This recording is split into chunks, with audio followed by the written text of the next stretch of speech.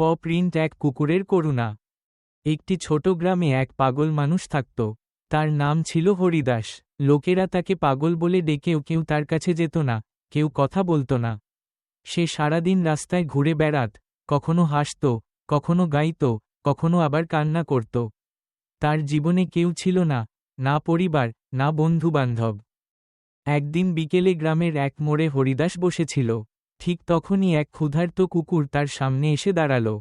কুকুরটি খুব ক্লান্ত ও দুর্বল ছিল। হরিদাস নিজের ঝোলার ভেতর থেকে শুকনো রুটি বের করে কুকুরটার দিকে বাড়িয়ে দিল। কুকুরটি ধীরে ধীরে এগিয়ে এসে রুটিটা খেয়ে নিল, আর লেজ নাড়িয়ে তার সামনে বসে পড়ল। সেদিন থেকে কুকুরটা আর হরিদাসকে ছেড়ে কোথাও গেল না। তারা একসাথে রাস্তায় ঘুরত, একসাথে খেত, আর একে অপরের সঙ্গেই রাত কাটাত। গ্রামের লোকেরা অবাক হতো, দেখো, পাগল আর কুকুর, দুজনের মধ্যে কি গভীর বন্ধুত্ব। একদিন ভীষণ বৃষ্টি হচ্ছিল। হরিদাস ভিজে কাঁপছিল। কুকুরটা তার গায়ে গা লাগিয়ে বসেছিল, যেন তাকে উষ্ণতা দিতে চায়। কিন্তু কিছুদিন পরেই হরিদাস অসুস্থ হয়ে মারা যায়। কুকুরটি তখন তার কবরের পাশে বসে থাকত সারাদিন, খেত না, কারো সঙ্গে যেত না।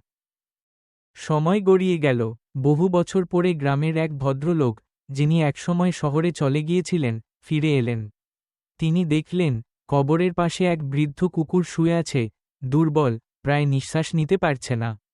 কাছে গিয়ে দেখলেন, সেই কুকুর, যে একসময় হরিদাসের সঙ্গে থাকত। লোকটি কুকুরটিকে কোলে তুলে নিলেন, ওষুধ খাওয়ালেন, খাবার দিলেন। কুকুরটির চোখে জল ভরে উঠল। সে যেন বুঝতে পারল, আজ কেউ তাকে ঠিক তেমনই ভালোবাসছে, যেমন একদিন হরিদাস তাকে ভালোবেসেছিল। ফোঁটা নৈতিকতা, ভালোবাসা আর সহানুভূতির কোনো জাত, ধর্ম বা বুদ্ধি নেই।